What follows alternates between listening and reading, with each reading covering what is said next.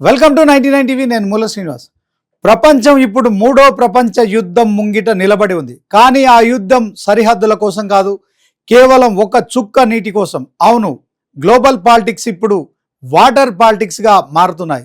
నదులు ఎండిపోతున్నాయి, భూగర్భ జలాలు అడుగంటుతున్నాయి, పచ్చని భూములు బంజర్లుగా మారుతున్నాయి. కోట్లు ఖర్చు చేసిన భారీ డ్యాములు కట్టిన ప్రకృతి దాహాన్ని మనం తీర్చలేకపోతున్నాం. మనిషి తన మేధస్సుతో అహంకారంతో ఓడిపోయిన చోట ఒక చిన్న జీవి అద్భుతం చేసింది.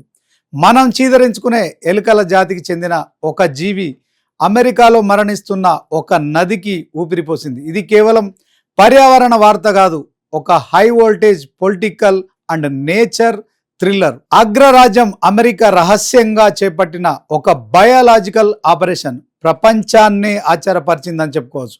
రూపాయి ఖర్చు లేకుండా, సిమెంట్ వాడకుండా, కేవలం తన దంతాలతో డ్యాములు కట్టి నదీ గమనాన్ని మార్చేసిన ఆ నేచర్ ఇంజనీర్ల కథ ఏంటో ఇప్పుడు చూద్దాం. అది అమెరికాలోని ఫ్రైజ్ నది. ఒకప్పుడు నీటి గలగలలతో అపారమైన జీవ వైవిధ్యంతో ఉరకలెత్తిన నది.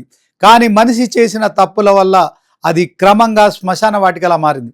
ఆధునికత పేరుతో మనం చేసిన అశాస్త్రీయ ప్రయోగాల కారణంగా నది గమనాన్ని మార్చేశాయి. నీరు ప్రవహిస్తోంది కానీ భూమిలోకి ఇంకడం లేదు.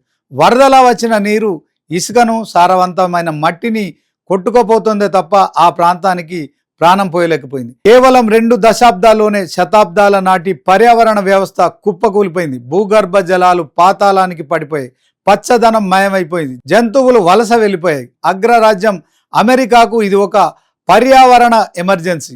అక్కడ డ్యామ్ కట్టాలంటే వేల కోట్ల బడ్జెట్ కావాలి, భారీ యంత్రాలు దిగాలి, కానీ అవి పర్యావరణాన్ని మరింత నాశనం చేస్తాయి. ఆ సమయంలోనే శాస్త్రవేత్తల బుర్రలో ఒక వినూత్న ఆలోచన మెరిసింది. అదే ఆపరేషన్ బీవర్. బీవర్లు చూడడానికి పెద్ద ఎలుకల్లా కనిపిస్తాయి, కానీ ప్రకృతి దృష్టిలో ఇవి సివిల్ ఇంజనీర్లు. వీటికి ఒక వింతైన స్వభావం ఉంది. ప్రవహించే నీటి శబ్దం వింటే వీటికి అసలు నిద్ర పట్టదు. ఆ శబ్దాన్ని ఆపడానికి ఇవి అడవులోని కొమ్మలు, రాళ్ళు, మట్టిని ఉపయోగించి చిన్న చిన్న ఆనకట్టలు కడతాయి. ఇది అవి తమ నివాసం కోసం చేసుకునే ఏర్పాటు. కానీ ఇదే ఇప్పుడు ఫ్రైజ్ నదికి సంజీవన్లా మారుతుందని ఎవరు ఊహించలేదు. 2018లో అమెరికా వైల్డ్ లైఫ్ శాఖ ఒక సీక్రెట్ మిషన్ ప్రారంభించింది. సుమారు 100 బీవర్లను ప్రత్యేకంగా ఎంపిక చేసి ఒక సైనిక ఆపరేషన్గా వాటిని ఫ్రైజ్ నది పరివాహక ప్రాంతానికి తరలించారు. ప్రతి బీవర్ కదలికపై కూడా నిఘా పెట్టారు. అప్పట్లో నిపుణుల్లోనూ సందేహాలు ఉన్నాయి, కానీ కొత్త ప్రదేశంలో అవి మనుగడ సాగిస్తాయా? మనుషులు చేయలేని పనిని ఈ చిన్న జీవులు చేయగలవా? కానీ 2 ఏళ్ల తర్వాత జరిగిన మార్పు ఒక హాలీవుడ్ థ్రిల్లర్ క్లైమాక్స్ను తలపించింది.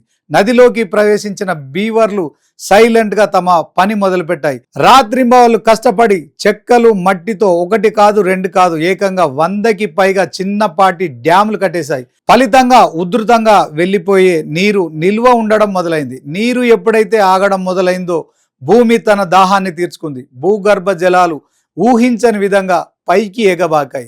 ఎండిపోయిన ఫ్రైజ్ నది మళ్ళీ ప్రాణం పోసుకుంది. ఇప్పుడు ఆ నది ఏడాది పొడవునా పారుతుంది. నీరు నిల్వ ఉండడంతో చేపలు వచ్చాయి, చేపల కోసం పక్షులు వచ్చాయి, పచ్చదనం కోసం వన్య ప్రాణులు తిరిగి వచ్చాయి.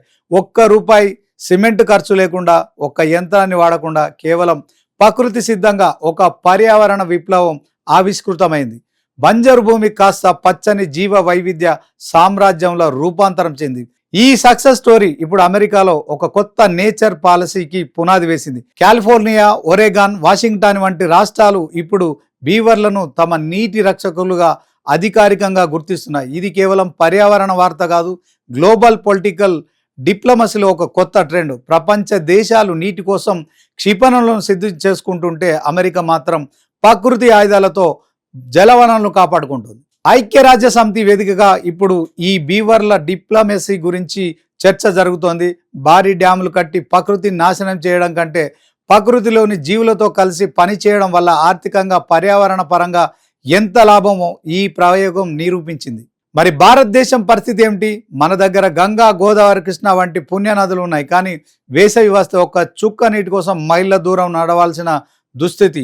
మనం కూడా భారీ ప్రాజెక్టుల వెంట పరిగెత్తుతూ చిన్నపాటి సహజ పరిష్కారాలను కూడా విస్మరించాం. భారతదేశంలో బీవర్లు లేకపోవచ్చు, కానీ బీవర్ల లాంటి ఆలోచనలు మనకు కొత్త కాదు. రాజస్థాన్లోని ఎడారి ప్రాంతాల్లో జలపురుషుడు రాజేంద్ర సింగ్ వంటి వారు చేసిన ప్రయోగాలు ఇవే.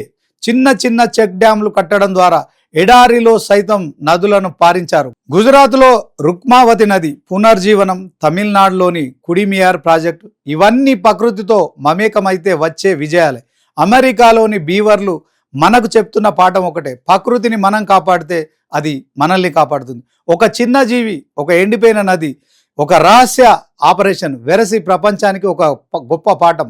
మనిషి తన అహంకారంతో ప్రకృతిని శాసించాలని చూస్తే వినాశనం తప్పదు. అదే ఆ ప్రకృతిలో భాగమైన జీవుల సాయం తీసుకుంటే అసాధ్యాలు సుసాధ్యం అవుతాయి. అమెరికా చేయగలిగింది, మనం ఎందుకు చేయలేదు? నదులు కేవలం నీటి ప్రవాహాలు కాదు, అవి మన నాగరికతకు ప్రాణాధారాలు, మన సంస్కృతికి పునాదులు. టెక్నాలజీ ఒకటే మనల్ని కాపాడలేదు, అడవిలోని ఆ చిన్న ఇంజనీర్లు సహకారం కూడా మనకు అవసరమే. మనిషి చేసిన తప్పులు ప్రకృతిని కూల్చగలవు, కానీ ప్రకృతి చేసే చిన్న సహాయం మనిషి పూడ్చలేని అద్భుతాన్ని తిరిగి నిర్మించగలదు. ఇకనైనా మేల్కొందాం, ప్రకృతితో కలిసి ప్రయాణిద్దాం, రేపటి తరం కోసం నదులను బతికిద్దాం. ఎందుకంటే ప్రకృతి రక్షితి రక్షత. చూసారుగా, ప్రకృతి పట్ల మన దృక్పథం మారాలి. అప్పుడే మన గడ్డ మీద మళ్ళీ జీవనదులు ఉరకలెత్తుతాయి. అమెరికా బీవర్ల కథ మనందరికీ ఒక ఆశాదీపం.